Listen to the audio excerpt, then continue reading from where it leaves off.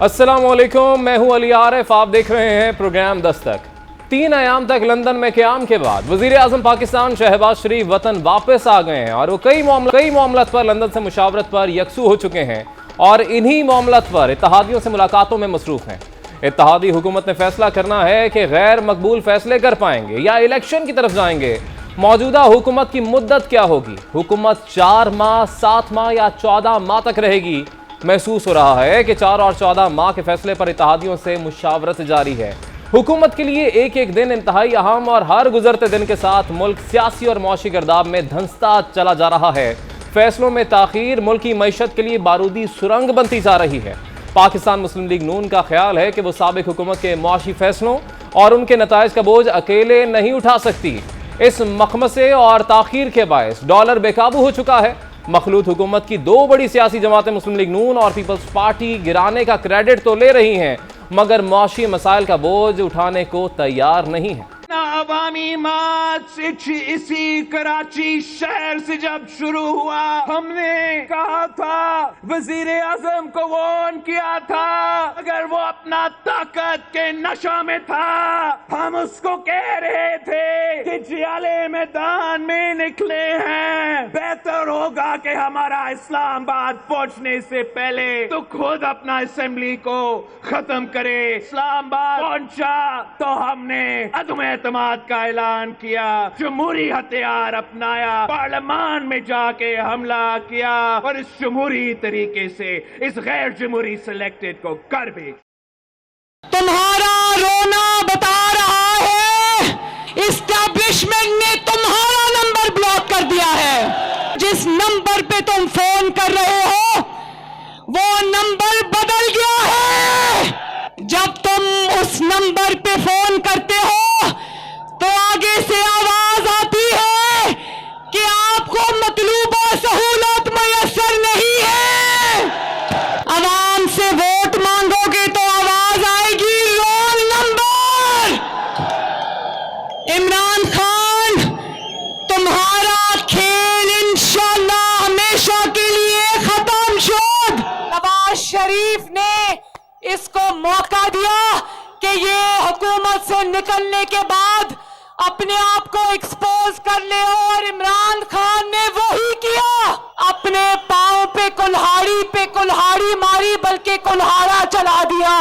जहां हुकूमती जमातें क्रेडिट में हिस्सा वसूल कर रही हैं और डिस्क्रेडिट से राह फरार इख्तियार कर रही हैं, वहीं चेयरमैन तहरीक इंसाफ इमरान खान ने दावा किया है कि उनके खिलाफ बंद कमरों में और बाहर भी साजिश हो रही है। वो चाहते हैं कि इमरान खान की जान ले ली जाए। मुझे पता चला चंद दिन पहले कि बंद कब्रों में साजिश हो रही है कि देखें ये इमरान खान का हम क्या करें। हमने इसको 3.5 साल पूरी कोशिश की इसको खत्म करने की। सबसे मुश्किल पाकिस्तान की तारीख के माशी हालात दिए, उसमें से भी निकल गया कि अच्छा ये तो लोग भी निकल रहे हैं, और खौफ आना शुरू हो गया इस्लामाबाद का कि इस्लामाबाद में अवाम का समुंदर आने लगा। तो फैसला किया इस तरह तो बात नहीं बनेगी, इसको दुनिया से ही फारिग किया जाए। मैं आपके साथ सामने इंशाल्लाह वो जहर का बताऊंगा जो अगर खाने में डाल दे तो इंसान को हार्ट अटैक होता है, ये भी आपके सामने लेके आऊंगा। जाली खत के बयानिए की मौत हो गई तो फिर बैनुल अक़वामी साजिश आ गई।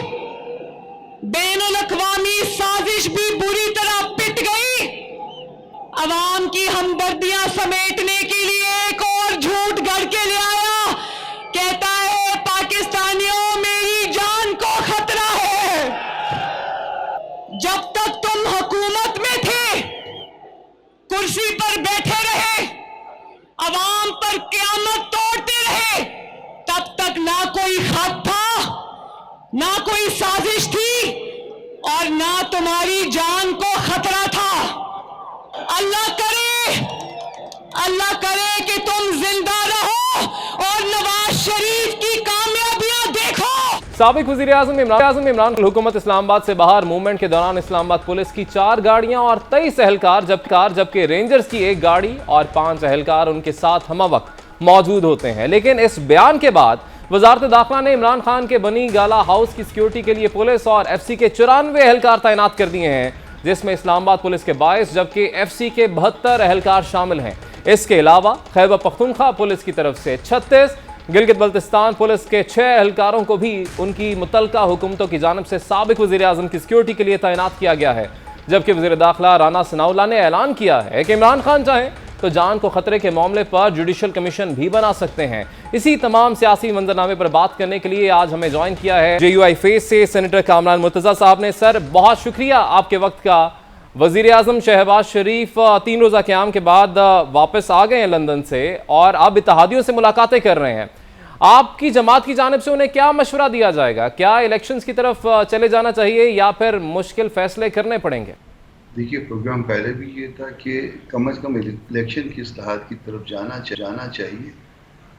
या तो ये होता कि हम जो है फौरी तौर पे जो है जैसे ही आए थे द मोमेंट जो है ना हम कहते कि जी निगरान सेटअप आए और हम जो है ये बैगेज उठाने के लिए तैयार नहीं। इस वक्त इशू ये है कि वो बैगेज इमरान खान जो वो गन छोड़ के गया है उसको कोई उठाने के लिए तैयार नहीं है। वो बारूदी सुरंगें बिछा गए हैं और वो बारूदी सुरंगें जो है ना वो इनके गले में पड़ी हुई हैं।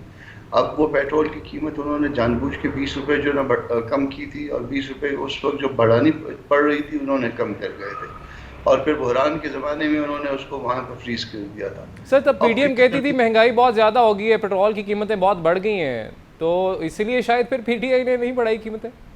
नहीं, वो जानबूझ के उनको एहसास हो गया था कि गड़बड़ उनके साथ हो गई है, मामला उनके हाथ से निकल गया तो उन्होंने फ्रीज कर दिया था।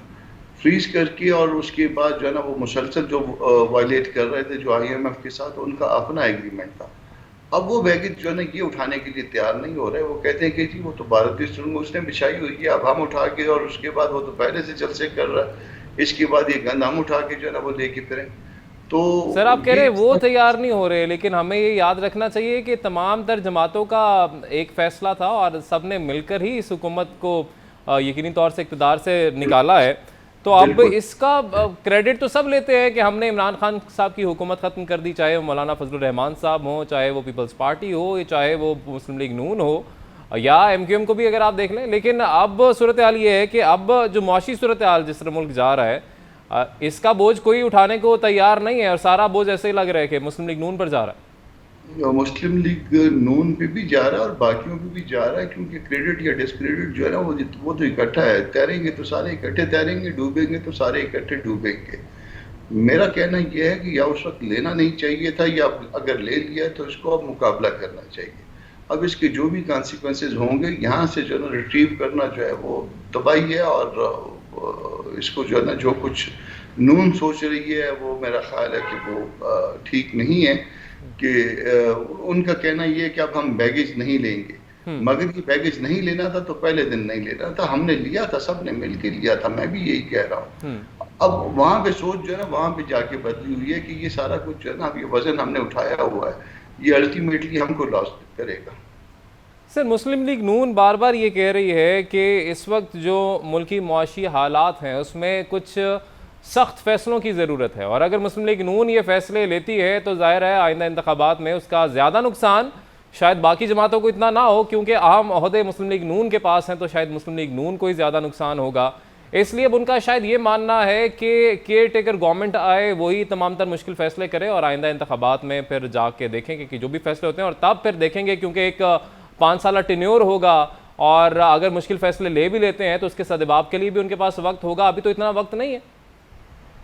बात यह है कि ये फैसला करने का पहला दिन था जब 9 अप्रैल को जो है वो आपने 9 और 10 की दरमियानी शब को जो गवर्नमेंट गिराई थी, 11 को 12 को 15 तक ये सब कुछ आप कर लेते तो ठीक था।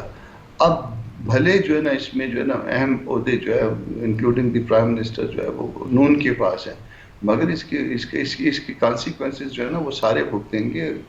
अब इस वक्त मुल्क और कौम का सवाल है, अब किसी के जलसों से या किसी के झूठ बोलने से मुतासिर होके आप रिट्रीव करते हैं, वो बहुत बड़ा डैमेज होगा, वो आप मिसट्रस्ट होगा, वो आप ना तो गैर मुल्की इदारों को जवाब दे पाएंगे ना अपने इदारों को जवाब दे पाएंगे। आपको याद होगा कि एक दिन उसमें ऐसा भी आया था सुप्रीम कोर्ट में जहाँ पे मामला 50-50 के उसमें था कि इसमें सूरी साहब की रूलिंग को जो है वो तो कर रहे थे अनकॉन्स्टिट्यूशनल, मगर वो उस दिन कह रहे थे कि आगे चले जाइए इसमें इलेक्शन के लिए।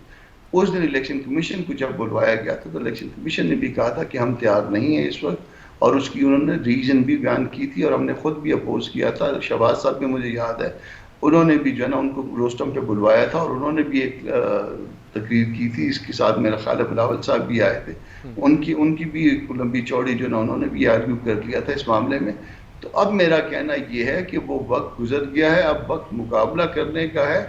भले 4 महीने में इलेक्शन करवाइए, मगर अच्छा या बुरा फैसला अभी आपने चूंकि ले लिया है, ये सारा कुछ गवर्नमेंट ले ली है, अच्छा और बुरा फैसला जो कुछ भी है वो आपने करना है, मुल्क को कौम की मुफाद में करना है। भले इलेक्शन 4 महीने 3 महीने के बाद करवा दीजिए, मगर यहाँ से जो है ना वो पीछे की तरफ मुड़ के ना देखिए, पीछे की तरफ मुड़ के ना देखें, और मुश्किल फैसले अब आपको करने पड़ेंगे, और बोझ अगर आपको उठाना पड़ता है तो इस मुल्क के लिए आपको बोझ उठाना पड़ेगा। सर, यहाँ पर ये भी आपसे जानना चाहेंगे, मौलाना फजलुर रहमान साहब ने, JUI ने भरपूर तरीके से साथ दिया लॉन्ग मार्च के हवाले से भी जब ऐलानात होते रहे और PDM के जब इजलास होते रहे, और शायद ऐसा लग रहा था कि जो मुआशी टीम है या जो मुआशी प्लान है वो मुस्लिम लीग नून के पास मौजूद है। और महंगाई की क्योंकि बार बार बात की जाती थी कि इस मुल्क से महंगाई ख़त्म करनी है, डॉलर नीचे लाना है, स्टॉक मार्केट को भी ऊपर लेके जाना है, ये तमाम तर दावे किए जाते थे, मगर अब इसमें से कुछ भी होता दिखाई नहीं दे रहा है। तो क्या यही वजह है कि JUI फे उस तरीके से अब नज़र नहीं आ रही है पाकिस्तान मुस्लिम लीग नून के साथ और बाकी जमातों के साथ? नहीं, मुस्लिम लीग के साथ वो शायद इसलिए नज़र नहीं आ रही होगी कि मुस्लिम लीग नून ने खुद फैसला किया कि उन्होंने अहम मुद्दे अपने पास रखने हैं। जब आप अहम मुद्दे अपने पास रखते हैं, हर तरह से वो आप देखभाल के, और फिर उसके बाद जो है ना वो पीपल्स पार्टी भी देखभाल के अहम मुद्दे अपने पास रखती है, तो जाहिर है दूसरे जो है ना वो किसी हद तक कोने में चले जाते हैं, और उस कोने में चले जाने का उनको एहसास भी हो जाता है या दिला दिया जाता है। तो वो कोने में चले जाने के एहसास होने के बावजूद जो है ना हम साथ खड़े हैं इस वक्त, और ये साथ खड़े होकर हम इनको बेहतर मशवरा यही दे रहे हैं कि ये वक्त नहीं है कि पीछे जरा पीछे की तरफ जाया जाए, और हम इनको बार बार कह रहे हैं कि फ्रंट फुट पे खेलिए, मुल्क और कौम के मफाद में खेलिए, इस दबाव में मत आइए कि जलसों में क्या कहा जा रहा है। अवाम इतने जो है ना बेवकूफ़ नहीं है कि वो ये ना इसको सोच सके या इस बात पे, इस नतीजे पे ना पहुंच सके कि ये असल में जो है ना ये मईशत को जो है नुकसान किसने पहुंचाया है। अच्छा सर, मौलाना फजलुर रहमान साहब बार बार ये कहते रहे हैं कि हुकूमत को हमने गिरा दिया है, अब हमारा जो पहला मुतालबा था वो यही था कि इंतखाबात होने चाहिए, और वो बार बार इंतखाबात की बात कर रहे हैं। तो अभी भी JUI फे यही मुतालबा रखे हुए है कि जो इंतखाबात हैं वो जल्द अज जल्द होने चाहिए? देखिए, इंतखाबात तो हो नहीं पाएंगे। मैं आपको जैसे पहले अर्ज कर चुका हूँ, इलेक्शन कमीशन सुप्रीम कोर्ट के सामने कह चुका है कि हमको एक मखसूस मुद्दत चाहिए इंतखाबात के लिए। उस मुद्दत में वो मुद्दत जो है वो केयर टेकर की मुद्दत से वो ज़्यादा की मुद्दत है। यही वजह थी कि असम्बलियाँ जो है ना वो रिस्टोर हुई थी। मतलब जो वन ऑफ द फैक्टर जो परवेल किया था सुप्रीम कोर्ट पे, मेरा ख्याल के मुताबिक वो यही, उसमें एक फैक्टर कम अज़ कम जो है वो ये था। जब ये फैक्टर था और आपने खुद जो है ना इसको जो है ना इन्वाइट किया, और अब एक बात हो गई है तो अब मुकाबला करना है, अब मुकाबला करना है तो मिलजुल के मुकाबला करिए। ये नहीं कि मतलब जो है ना आपने इस्टेब्लिशमेंट को एक मैसेज दे दिया कि जी अब तो हम बैगेज उठाने के लिए तैयार नहीं हैं। यानी एक धोखा आप ये कह सकते हैं कि फिर अल्टीमेटली जो है ना वो पहला धोखा शायद वहाँ से हुआ और फिर एक धोखा यहाँ से हो जाएगा। सर, आपने कहा कि ज़ाहिर है इसके लिए फिर तैयारियां करनी पड़ेंगी। इमरान खान साहब भरपूर जलसे कर रहे हैं और कहा यह जा रहा है कि शायद उनका जो बयानिया है, क्योंकि ज़ाहिर है अमरीकी बयानिया वैसे भी मुल्क में काफ़ी बिकता है, तो जो साजिश वाला बयानिया है वो काफ़ी बिक रहा है और शायद उनकी मकबूलियत में भी इजाफा हो रहा है। अब लंदन में जो मौजूद थे प्राइम मिनिस्टर साहब, तो उनकी जो ज़्यादा मुशावरत हुई है वो ऐसा लगता है कि मईशत से ज़्यादा शायद इस हवाले से हुई है मुशावरत के इमरान खान को किस तरीके से रोकना है। सर, क्या गिरफ्तारियों की तरफ तो नहीं अब मामला आगे जा रहा? देखिए, अगर तो उन्होंने कुछ गलत किया है तो फिर कानून को अपना रास्ता लेना चाहिए, और अगर गलत नहीं किया तो फिर आपको बिल्कुल जो है ना उनकी तरफ देखना भी नहीं चाहिए। उनके अगेंस्ट जो है ना कोई ऐसे इश्यूज हैं जो कानून की वायलेशन जिसको आप कह सकते हैं, कोई करप्शन की बात है, कोई और इस तरह से मिलते जुलते मामलात हैं, तो यकीनन जो है ना कानून को अपना रास्ता इख्तियार करना चाहिए। बात अमरीकी बयानी की, अमरीकी साजिश के बयानी की है, उस साजिश वाले बयानिए को उन्होंने खुद तहस नहस कर दिया। अब तो वो जहर देने वाले बयानिए पे आ गए, हर रोज़ उनका बयानिया बदल रहा है। हमारे बहुत सारे साथी पता नहीं क्यों किसी बयानिए के नीचे दब गए। गवर्नमेंट्स का ये काम नहीं होता, या गवर्नमेंट्स में बैठी हुई पार्टीज का ये काम नहीं होता कि वो जलसे जुलूस इस तरह से करते फिरे या जलसे जुलूसों से घबराते फिरे। जलसे वो कर रहे हैं, उनको करने दीजिए। आप उसके मुकाबले में रिलीफ देने का काम कीजिए, आप अच्छे अच्छे काम करिए। आपका मसला ये है कि आपके तो अभी तक ये मामला सेटल नहीं हो पाए। एडवोकेट जनरल इस्लामाबाद पेश हुआ, और जिस वक्त आपकी गवर्नमेंट थी, जिस वक्त आप प्राइम मिनिस्टर थे, और उसने आपके अगेंस्ट स्टेटमेंट दी है उस कोर्ट में, सुप्रीम कोर्ट में आके।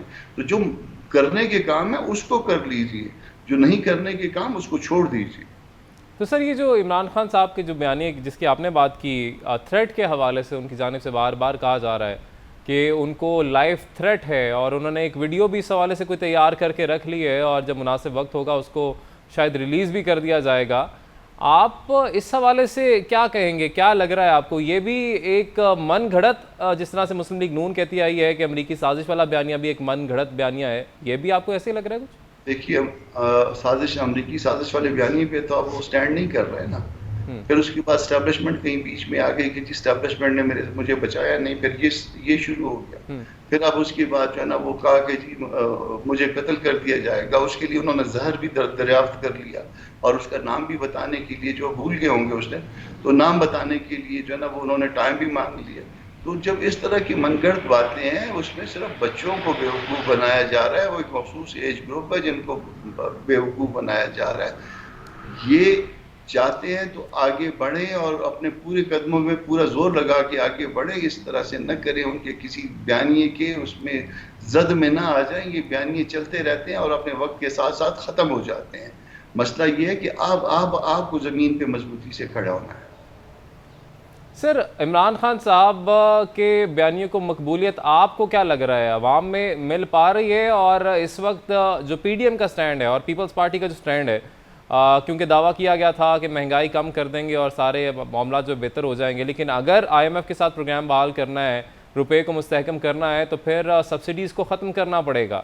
तो उसका कितना नुकसान हो सकता है इस मखलूत हुकूमत को, तमाम तर जमातों को आइंदा इंतखाबात में, और इसका फ़ायदा कितना हो सकता है इमरान खान साहब को?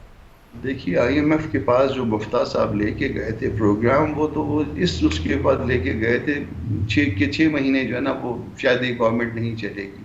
तो जो गवर्नमेंट 6 महीने नहीं चलेगी उसके लिए जो है ना वो शराइत कुछ और होती हैं, और 6 महीने से ऊपर जो गवर्नमेंट जिसने स्टे करना होता है उसके लिए शराइत और होती हैं। तो जब आप खुद कमज़ोर केस बना के लेके जाएंगे तो फिर उसके बाद जो है ना फिर आप गिला किससे क्यों कर रहे हैं? उसी बात पे जो है ना हमने भी एतराज़ शायद किया था, जो मेरी नॉलेज है। मुमकिन है मेरी नॉलेज दुरुस्त ना हो, मगर हमारा एतराज़ यही था कि आपने तो अपना केस यही प्लीट किया कि विदिन 6 मंथ का कि ये गवर्नमेंट बरकरार नहीं रहेगी। तो फिर उस जब और 6 महीने से ज़्यादा तो जो है ना वो इलेक्शन कमीशन का टाइम मांग रहा है आपसे, तो गलत केस हमने शायद खुद वो दिया था IMF के सामने। अच्छा सर, अब कुछ बात कर लेते हैं आइंदा, क्योंकि इंतखाबात होने हैं, तो उससे पहले इस्लाहात की कोई जमात बात कर रही है। पाकिस्तान तहरीक इंसाफ खुद भी ये कह रही है कि हमें इदारों पर एतमाद नहीं है। चीफ इलेक्शन कमिश्नर का नाम ले लेकर वो कहते हैं कि वो मुतनाज़िर शख्सियत है। माजी में खुद ही उनकी वो तारीफ़ें करते रहे इमरान खान साहब। तो इस सारी सूरत हाल में आपको क्या लगता है कि इंतखाबात के हवाले से जो मुनहरिफ अरकान का भी मामला, उसे भी मैं चाहूँगा कि आप उसको हवाले से बात करें कि वो तमाम तर अफराद या वो तमाम तर रुकने कौमी असम्बली जिन्होंने पाकिस्तान तहरीक इंसाफ का साथ छोड़ा, इससे पहले हमने माजी में भी देखा है कि बहुत से अरकान ऐसे रहे हैं जिन्होंने अपनी हुकूमतों का साथ छोड़ के अपोजिशन में जाके बैठ गए। इस हवाले से आपका क्या पॉइंट ऑफ व्यू है? मुनहरिफ अरकान के हवाले से होना क्या चाहिए ताकि आइंदा किसी हुकूमत को इस तरीके का धचका ना लगे? देखिए, जहाँ पे भी नो कॉन्फिडेंस मोशन जो है वो कैरी होती है, उसमें या तो इत्तेहादी साथ छोड़ देते हैं या अपने लोग साथ छोड़ देते हैं। दुनिया के तकरीबन 6 मुल्कों में जो है ना ये 63A से मिलते जुलते जो है ना वो प्रोविजंस हैं जिसके नतीजे में उनके खिलाफ एक्शन लिया जा सकता है। बाकी दुनिया में जमहूरियत 200 मुल्कों में से बहुत से मुल्कों में, और वहाँ पे ऐसी कोई बात नहीं है। तो ये जो 63A भी है, ये सिर्फ 4 बातों के ऊपर है, और वो 4 बातों में से कोई एक बात भी जो है ना कोई ऐसा एक भी ओकेजन नहीं है कि जिसके ऊपर उन्होंने वायलेट किया है। तो दस्तूर की वायलेशन जो है ना वहाँ उनके पार्ट पे नहीं हुई है। फिर उसके वायलेशन कहा जा रहा है कि सिर्फ तब कंसीडर होगी अगर उन्होंने वोट डाला होता, मगर हमारे सामने सारी सूरत हाल थी कि वो तमाम तर लोग पहले तो जाहिर है अब जब आपने हुकूमत का साथ ही छोड़ दिया, जमात का साथ ही छोड़ दिया, फिर आप सिंध हाउस में जाके बैठे रहे, तो ज़ाहिर है चीज़ें तो काफ़ी हद तक वाज़ेह थी। पार्टी का साथ यकीनन उन्होंने छोड़ दिया होगा, मगर वो जो दस्तूर की वायलेशन है वो नहीं की थी। पार्टी का साथ छोड़ना जो है ना, वो कोई कानून जो है ना उस पर कोई कतगन नहीं लगाता। कतगन वो है जो 63A में है। 63A की जब वायलेशन नहीं हुई है तो ज़ाहिर है कानून हरकत में नहीं आ सकता। आप उसको इखलाकी तौर पे तो कह सकते हैं कि इखलाकी तौर पे उन्होंने अच्छा नहीं किया, मगर आप कानूनी तौर पे ये नहीं कह सकते कि उन्होंने बुरा किया या उसकी ये उस वायलेशन की ये सज़ा है। तो इसलिए जो है ना वो उनके अगेंस्ट जो है ना वो दस्तूर जो है वो कोई हर्डल क्रिएट नहीं करता। वो उस फैसले में जो है ना वो जो कुछ भी लिखा गया है अपना इलेक्शन कमीशन के हवाले से, मेरा ख्याल है कि उसमें कोई ऐसी बात नहीं है जिसका बेनिफिट जो है ना वो इमरान खान साहब को या उनकी पार्टी को मिल सकता। ठीक है, बहुत शुक्रिया। सेनेटर कामरान मुर्तज़ा हमारे साथ मौजूद थे और उनकी जानिब से यही कहा गया है कि अब पीछे मुड़ के देखने का वक्त नहीं है, मुश्किल फैसले कर लिए हैं, अब उन पे स्टैंड भी लेना पड़ेगा।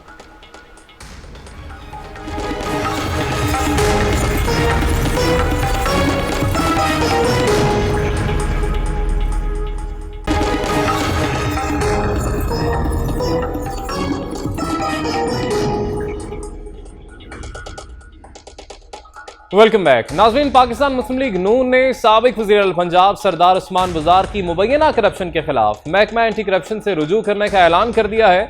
साथ ही दावा किया है कि उस्मान बुज़दार के असासों में इजाफा बनी गाला की मुशावरत से हुआ। प्रेस कॉन्फ्रेंस कर रहे थे तार, उन्होंने क्या कुछ कहा, आइए देखते हैं। हमने ये फैसला किया है कि उस्मान खान बुज़दार और उनके साथ जितने लोग करप्शन में मुलव्विस थे, पंजाब एंटी करप्शन डिपार्टमेंट में उनके खिलाफ दरखास्त आज दायर करने जा रहे हैं। इन गैर कानूनी असासों के खिलाफ, और जो आमदन से ज़्यादा असासे हैं 10 अरब की मालियत के, इसकी मुकम्मल छानबीन की जाएगी। और ये सिर्फ उस्मान खान बुज़दार का मामला नहीं है। खातून अव्वल के जरिए फराह गोगी, एहसन जमील गुज्जर और फिर उस्मान बुज़दार ये काला धन कमाकर हिस्सा वहां पहुंचाते थे। इसी तमाम तर मामले पर बात करने के लिए हमारे साथ मौजूद हैं साबिक तर्जुमान पंजाब हुकूमत हसन खावर साहब। सर, बहुत शुक्रिया आपके वक्त का। इल्ज़ामात लगाए जा रहे हैं मौजूदा हुकूमत की जानिब से, ख़ास तौर पर मुस्लिम लीग नून की जानिब से, कि साबिक वज़ीर आला पंजाब आपकी जमात के जो वज़ीर आला थे उनके असासों में काफ़ी इजाफा हुआ है। वो कह रहे हैं कि चंद करोड़ के असासे थे, अब 10 अरब के करीब पहुंच चुके हैं। क्या कहेंगे आप इस पर? देखिए, मैं इससे ये कहूँगा कि ये सारी बातें जाहिर करती हैं कि इनके हाथ में कोई कॉन्क्रीट चीज़ नहीं है। पहली बात तो ये है, इमरान खान साहब के खिलाफ इन्होंने बहुत सारी कोशिश की, कोई चीज़ मिले, क्योंकि हमारी जो हुक्मरान जमातें हैं, जो लोग हैं, इनके जहन में ये बात आती ही नहीं कि कोई सियासतदान ईमानदार भी हो सकता है। जब खान साहब के खिलाफ कोई चीज़ नहीं मिली तो अब हुकूमत मुख्तलिफ लोगों के पीछे जा रहे हैं ताकि किसी तरह ये साबित कर सकें कि PTI की हुकूमत में भी कोई ऐसी चीज़ थी और अपनी करप्शन का हिसाब ना देना पड़े। लेकिन हमारा जो असूल है वो करप्शन के ख़िलाफ़ है। करप्शन के ख़िलाफ़ हमारी जंग जो है वो एक असूल की बुनियाद के ऊपर है और हम समझते हैं कि हर जमात की अकाउंटेबिलिटी होनी चाहिए। अगर इनके पास कोई सबूत है तो केस लेके जाएं। ये मीडिया ट्रायल चलाने का मकसद यही है कि हाथ में कुछ नहीं है। इस वक्त तो हुकूमत इनकी है। ये काम तो आप अपोजिशन में हो तो फिर आप किसी के खिलाफ बात करते अच्छे लगते हैं और आप कहते हैं कि जी इन पे केस चलाएं। जब आप हुकूमत में खुद हों और आपके हाथ में कोई कॉन्क्रीट चीज़ हो तो फिर आपका काम है कि आप उसको उस पर केस बनाएं, उस पर इन्वेस्टिगेशन करें, उसको अदालत में लेके जाएं। मीडिया ट्रायल का कोई फ़ायदा नहीं। और ये तमाम बातें बेबुनियाद हैं और इनकी मेरा नहीं ख्याल कि कोई बेसिस है। लेकिन इन प्रिंसिपल किसी भी लीडर के अगर असासे भरे हों, बिल्कुल उसके पास उसकी पेपर ट्रेल होनी चाहिए, मनी ट्रेल होनी चाहिए। इस बात से किसको इनकार है? अगर ये समझते हैं तो ले जाएं केस। लेकिन बेबुनियाद बातें बनाने से इस वक्त जो अवाम का गम गुस्सा है ना वो कम होगा, ना इनके जो अपने केसेस हैं वो कम होंगे। दूसरी बात एक और है कि इस वक्त जो हुकूमत है, आप ये मुझे बताएं कि इनकी अपनी अखलाकी ग्राउंड क्या है। शहबाज शरीफ जब बने हैं वज़ीर आज़म, सबसे पहले उन्होंने अपने केसेस के ऊपर लोग जो थे वो तब्दील किए, जो इन्वेस्टिगेटिंग ऑफिसर्स थे। प्रोसिक्यूटर को मना किया कि अदालत में ना पेश हो, अपने खिलाफ केसों में रुकावटें डाली हैं। तो इस वक्त वो केस जो वज़ीर आज़म के खिलाफ भी चल रहा है, उनके बेटे के खिलाफ भी चल रहा है, वो चलने नहीं दे रहे और दूसरों के खिलाफ इनके इमाम पे बातें बनाई जा रही हैं। तो ये जो कुछ हो रहा है ये लोगों को नजर आ रहा है, जो कुछ हो रहा है लोगों को नज़र आ रहा है। और बिल्कुल आपने ठीक कहा कि ये जो मामला हमने FIA के हवाले से देखे हैं ये नहीं होने चाहिए और किसी की भी हुकूमत हो ये खुद मुख्तार इदारा होना चाहिए और अपना काम इनको सही तरीके से अंजाम देना चाहिए। मगर ज़ाहिर है सियासी मुदाखलत हम ये पहली दफ़ा नहीं देख रहे, माजी में भी होती रही हमारे मुल्क में। सर, जो एक स्पेनिश फार्म हाउस की बात की जा रही है मुल्तान में, उस्मान बुज़दार साहब का तकरीबन 70 करोड़ के करीब मालियत बताई जा रही है, अता तारड़ साहब ने जो प्रेस कॉन्फ्रेंस की है, ये है उस्मान बुज़दार साहब का? जी, मेरे इल्म में तो नहीं है ना। मैं इनके साथ मुल्तान भी, उस वक्त चीफ मिनिस्टर थे बुज़दार साहब, उनके साथ मुल्तान भी गया, डेरा गाजी खान भी गया।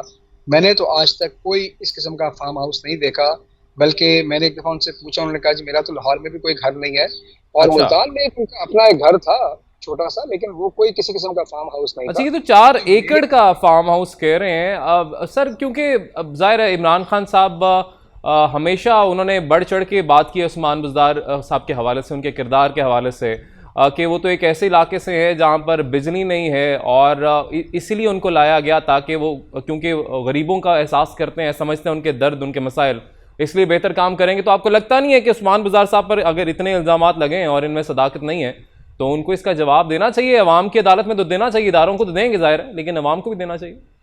जी बिल्कुल देना चाहिए और देंगे भी। देखिए, मैं आपको 2-3 बातें बता दूं। पहली बात मैंने आपको पहले भी की, प्रिंसिपल की बात है। अगर मैं खुद एक जैसे पब्लिक ऑफिस होल्डर रहा हूँ, और अगर मेरे हिसाब से पब्लिक ऑफिस में पहले आने से और पब्लिक ऑफिस में आने के बाद बढ़ जाएं, तो मैं समझता हूँ कि मुझे उसका हिसाब देना चाहिए और लोगों के सामने रखना चाहिए, लेकिन लोगों के बारे में बेबुनियाद बातें नहीं करनी चाहिए। दूसरी बात ये है कि मैं आपको ऑन रिकॉर्ड एक बात बता रहा हूँ कि मेरे पास सिर्फ इंफॉर्मेशन का पोर्टफोलियो नहीं था, मेरे पास पार्क्स एंड हॉर्टिकल्चर अथॉरिटीज भी थी, टूरिज्म भी था। मुझे आज तक कहीं से भी कोई ऐसा प्रेशर नहीं आया, कोई ऐसा काम करने का जो कि गैर कानूनी हो, जो कि गैर अखलाकी हो। ये मेरा ज़ाती एक्सपीरियंस है। तीसरी बात यह है कि मेरे नॉलेज के अंदर बुज़दार साहब का ऐसा कोई 4 एकड़ के मुहित जो है पैलेशियल फार्म हाउस नहीं है, और मेरे ख्याल में ये तमाम बातें इसलिए बनाई जा रही हैं ताकि किचलो चला जाए और अवाम की तवज्जो जो है वो इस वक्त जो मुस्तकिल नून और पीपल्स पार्टी के खिलाफ केसेस हैं उनसे हटाई जाए। अगर आप इसकी बेसिस देखें तो इसकी बेसिस क्या है? ये नैरेटिव ये बनाना चाहते हैं कि अगर हम करप्ट थे तो क्या हुआ, पीटीआई के गवर्नमेंट में भी लोग करप्ट थे। हालांकि ये प्रिंसिपल नहीं है। प्रिंसिपल ये है कि आप खुद हुक्मरान है, अपने आप को आप एक हायर स्टैंडर्ड पे रखें, अपने केसेस को स्पीड पे चलाएं और किसी को भी एग्जाम्पशन ना दें किसी पार्टी के खिलाफ। अगर आपके पास सर, अब ज़रा आ जाते हैं, आपकी जमात की जानिब से बार बार इदारों पर तनकीद की जा रही है, इलेक्शन कमीशन पर भी एतमाद नहीं है, अदालतों के हवाले से भी तनकीद की जाती है कि अदालतें रात को क्यों खुल गई, जवाब आ जाता है मगर उसके बावजूद वो बयानिया जो है जारी रहता है।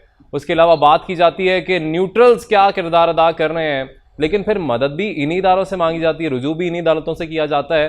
तो आप जिस तरह जारी है सूरत हाल, क्या आपको लगता है कि फिर आइंदा इंतखाबात में अगर आप कह रहे हैं कि हमें इदारों पर एतमाद नहीं है, तो फिर पाकिस्तान तहरीक इंसाफ कहाँ स्टैंड करेगी? नहीं, बिल्कुल ये बात नहीं है कि हमें इदारों पर एतमाद नहीं है। इदारों पर हमें बिल्कुल एतमाद है, हमारे अपने मुल्क के इदारे हैं, लेकिन बाज़ दफ़ा ऐसे लोग होते हैं जिनके रवैयों के ऊपर एतमाद नहीं होता, और हमें ये लगता है कि इस वक्त इलेक्शन कमीशन जिस तरह के फैसले कर रहा है वो बिल्कुल वन साइडेड फैसले हैं।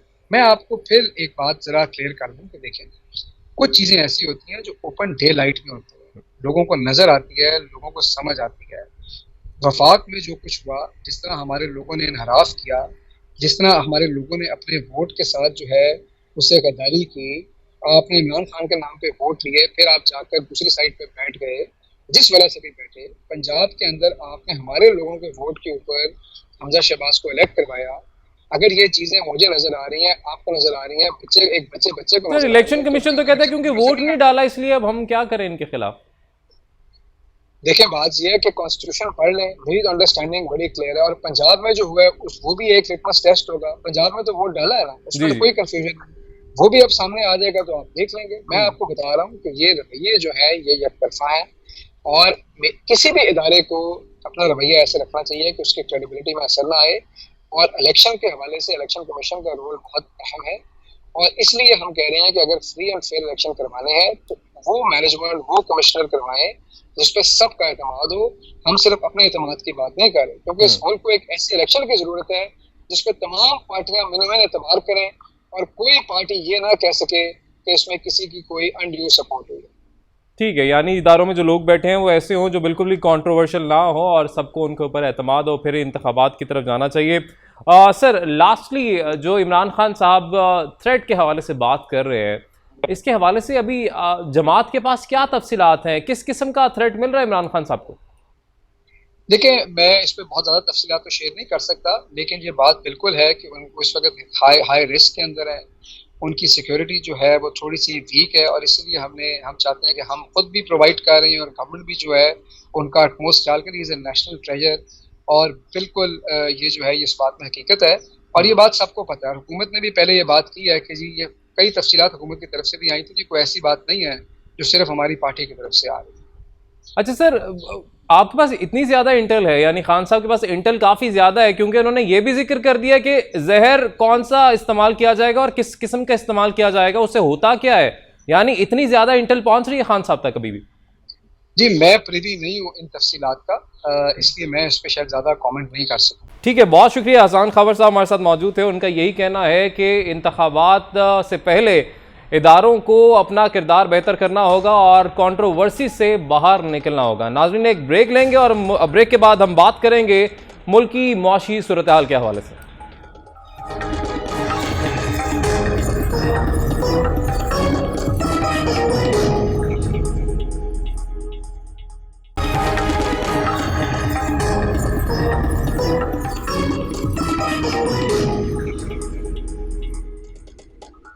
Welcome back. नाज़रीन, मुस्लिम लीग नून के सदर मियां शहबाज शरीफ की सरबराही में पाकिस्तान डेमोक्रेटिक मूवमेंट ने मुल्क की बागदौड़ तो संभाल ली, लेकिन लगता है कि इसके जिम्मेदारों को अंदाजा नहीं था कि मुल्क को दरपेश मुआशी बहरान से निमटना किस कदर दुश्वार होगा।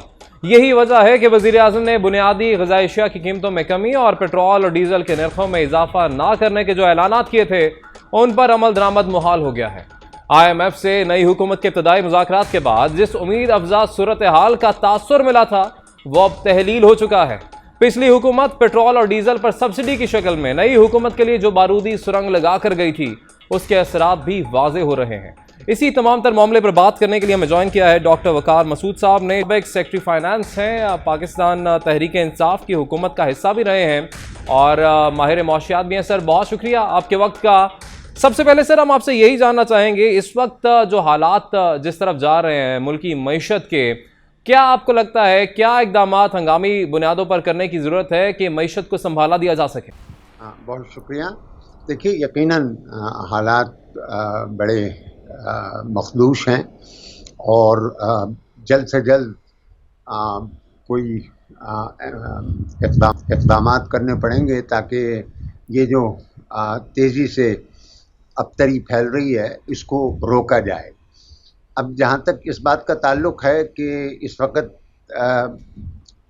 फ़ी नफ्सी ही सबसे बड़ा मसला ये जो PM रिलीफ पैकेज बन गया है, जो सब्सिडीज़ दी गई और कीमतें नहीं बढ़ाई गई और मौजूदा हुकूमत ने उसका तसलसल किया है, तो चलिए मतलब यानी कि किसी हद तक कोई समझ सकता है कि हुकूमत को इसमें क्या हिचकिचाहट है। लेकिन ये जो इस वक्त करंट अकाउंट की सूरत हाल है और बेतहाशा इंपोर्ट्स हमारी बढ़ी हैं, इसको तो ये रोक सकते हैं। मुझे नहीं समझ में आ रही कि ये क्यों ताख़ीर की गई है कि वो तमाम अशिया जो कि ज़रूरी अशिया नहीं हैं और उनकी दरामद हो रही है, उस सब के ऊपर जो है फौरी तौर पर कुछ अरसे के लिए 6 महीने के लिए जो है आप मुकम्मल पाबंदी लगा दें और कहें कि इनके लिए हम डॉलर्स नहीं देंगे। अलावा अजी जो और बड़ी आपकी इंपोर्ट्स हैं, मसलन गाड़ियाँ वगैरह, उनके ऊपर बड़ी हैवी ड्यूटी आप रेगुलेटरी ड्यूटी लगाएं, उससे रेवेन्यू भी हासिल होगा और ये डिमांड भी कम होगी। ये ऐसी चीज़ें हैं जिस वक्त अगर आपने देखें हमारे पास कोई $4 बिलियन की इंपोर्ट्स होती थी। ये पिछले साल अप्रैल मई जून के अंदर, पिछले साल 21 के अंदर ये 5 बिलियन हो गई और मैं उस वक्त हुकूमत में था और हमें परेशानी लाहक हो गई कि जनाब अगर ये इसी तरीके से रहा तो 60 बिलियन की इंपोर्ट्स हो जाएंगी। तो जनाब हमारी वो 5 बिलियन को तो छोड़िए, ये $8 बिलियन तक चली गई थी फरवरी में और फिर 6 बिलियन है। तो ये आपको कम से 5 बिलियन से नीचे लानी होगी। तो ये 2, 3, 4 बिलियन अगर आप अब 1.5 महीने के अंदर कम कर सकें इंपोर्ट्स। बिल्कुल ठीक सर, लग्जरी आइटम्स जिनकी ज़रूरत नहीं है, जो यहाँ पर भी जिनके मुतबादल चीज़ें मौजूद हैं, उनको आपको पाबंदी लगा देनी चाहिए। सर आपका नुक्ता आ गया। हुकूमत की जानिब से जो इल्ज़ाम आयद किया जा रहा है पाकिस्तान तहरीक इंसाफ के ऊपर के जाने से पहले वो कुछ बारूदी सुरंगें मईशत के लिए बिछा कर चले गए। सर देखें, सियासत अपनी जगह, मगर ज़ाती तौर पर आप इस फैसले को कैसे देखते हैं कि गुज़िश्ता हुकूमत ने, पाकिस्तान तहरीक इंसाफ की हुकूमत ने जाते जाते पेट्रोलियम मसनूआत पर जो IMF मुआहदे की खिलाफ वर्जी की और बजाय इसके कि कीमत को बढ़ाया जाता उस कीमत को नहीं बढ़ाया गया, और आज जो सब्सिडी जहाँ पर खड़ी है, क्या हमारी मईशत, क्या हमारा ख़जाना इस चीज़ की इजाज़त देता है जो पाकिस्तान तहरीक इंसाफ करके गई? जी देखिए, बड़ा अफसोसनाक फैसला रहा है ये, और यकीनन ये एक ऐसी माशी सियासी सूरत हाल थी जिसमें उन्होंने, यानी कि हमें तो शुरू में ये इत्तला मिली थी कि जब ये तजवीज़ सामने आई तो वज़ीर ख़जाना ने कहा था कि मैं तो ये नहीं कर सकता और मैं आप किसी और को मुंतखब कर लें, लेकिन फिर बिलाखिर जो है उन्होंने इसको कबूल कर लिया और ये आ गया आपके सामने। यानी कि किसी तरह भी आपका ख़जाना इसका मुतहम्मिल नहीं हो सकता कि ये काम इस तरीके से चले। ये मैं आपको बताऊं, 12 साल के बाद, 12 नहीं बल्कि 14 साल के बाद ये वाक़या हुआ है। मुशर्रफ साहब के ज़माने में ये कहलाता था पेट्रोलियम यानी प्राइस डिफरेंशियल क्लेम्स, तो वो चीज़ दोबारा वापस आई है। उन्होंने भी पेट्रोल की प्राइस जो है नहीं बदली थी, जबकि इंटरनेशनल प्राइस बहुत बढ़ गई थी और 200 अरब रुपए के PDCs देने पड़े थे। अब ये वाक़या दोबारा हुआ है और इससे आपका डेफिसिट जो है वो उसका जो एस्टिमेट है, जबकि आपके पास इन्फ्लेटेड GDP है, मतलब रीबेसिंग हुई है, वो 64 ट्रिलियन रुपए की हो गई है। तो उस 64 ट्रिलियन रुपए के ऊपर आपका 8.5% का डेफिसिट आने वाला है, जो बहुत हवलनाक है। यानी इससे ये चीज़ जो है आज पूरी तरीके से शायद कीमतों के अंदर इसके असरात ना दिखाई दें, लेकिन बड़े अरसे तक जो है ये मुरतब होते रहेंगे। सर अब मशवरा अगर आपको देना हो माहिर मईशत के तौर पर, आप क्या मशवरा देंगे इस हुकूमत को कि अगर मुश्किल फ़ैसले ये नहीं कर पा रही तो फिर केयर टेकर गवर्नमेंट की तरफ चले जाएं और केयर टेकर गवर्नमेंट है वही फिर तमाम तर मुश्किल फ़ैसले कर लें, क्योंकि ज़ाहिर है ये नहीं चाह रहे कि हमारे आइंदा इंतखाबात पर असरअंदाज हो और गैर मकबूल फ़ैसले हमें अभी ना करने पड़ें। आप बिल्कुल ठीक कह रहे हो और मैं तो आपको उसी तरफ इशारा कर रहा हूँ कि ये अगर ये मुश्किल फ़ैसले नहीं कर सकते और इनके पास उसका जवाज़ भी होगा कि क्यों नहीं करना चाहते, तो ये फौरी, यानी कि जितनी जल्दी ये उबूरी, और सर मैं बता दूँ आपको, उबूरी हुकूमत के अंदर भी ये तपड़ नहीं होगा कि वो इस तरह के फ़ैसले कर सके। ये सिर्फ वो हुकूमत फ़ैसले कर सकती है जो एक वाज़े अक्सरियत के साथ हुकूमत बनाए और फिर आवाम से जो है वो तवक्को रखे कि एक टाइम टेबल के तहत ये जो मामूल के ऊपर ये कीमतें जिस तरह के मार्केट की के तकाज़े हैं उसके मुताबिक इनमें तब्दीली कर दी जाएगी। सर अभी जो सूरत हाल है, इस्लाहात की बात की जा रही है, अगर हम इस्लाहात की तरफ जाते हैं और फिर इलेक्शंस की तरफ जाते हैं, सूरत हाल और ख़राब हो सकती है? नहीं, देखें, ये जो इस्लाहात की बात कर रहे हैं उसमें भी सर मैं आपसे कहूँगा कि देखें, मतलब यानी कि ये कौन सा, मतलब ये बिल जो है इंतखाबात का, दो ही चीज़ें हैं। यानी कि ये जो अमेंडमेंट बिल आया था जिसके तहत EVM मशीन्स और अपने हमारे गैर मुल्की पाकिस्तानियों को, तो ये तो कोई मतलब इसमें कोई उलझाव तो है नहीं। जो भी जिस नतीजे पे आप पहुँचे, बिल इंट्रोड्यूस कराएं, दोनों हाउसेस में आपकी मेजॉरिटी है, आप बहुत, यानी आज डॉन का एडिटोरियल भी इसी चीज़ पे आया है कि जनाब इसमें तो कोई ताख़ीर नहीं होनी चाहिए। और जहाँ तक इसका ताल्लुक़ है नैब का, तो नैब के मामलात में भी इनके जो भी कोई तजावीज़ रही हैं वो सब की सब मौजूद हैं कागज़ के ऊपर, तो उस पर फैसला कर लें ये लोग जल्द से जल्द। तो ये सिर्फ दो, आप आसिफ ज़रदारी साहब ने भी यही कहा कि इन दो मामलात के अंदर हम इस्लाहात करेंगे और उसके बाद हम इलेक्शन की तरफ जाएंगे। तो बस ये यानी कि दोनों काम जो हैं ये महीनों के नहीं हैं, हफ्तों के काम। ठीक है, बहुत शुक्रिया। डॉक्टर वकार मसूद साहब हमारे साथ मौजूद थे और उनका यही कहना है कि मुश्किल फैसले अब आपको करने पड़ेंगे। अब आप इक़्तिदार में आ चुके हैं और इंपोर्ट्स के हवाले से उन्होंने कहा है कि जो ऐसी चीज़ें हैं जिनके मुतबादिल यहाँ पर मौजूद हैं उन पर पाबंदी लगाना अव्वलीन तरजीह इस वक्त हुकूमत की होनी चाहिए। नाज़रीन, आज के लिए हमें इजाज़त दीजिए। अल्लाह हाफ़िज़।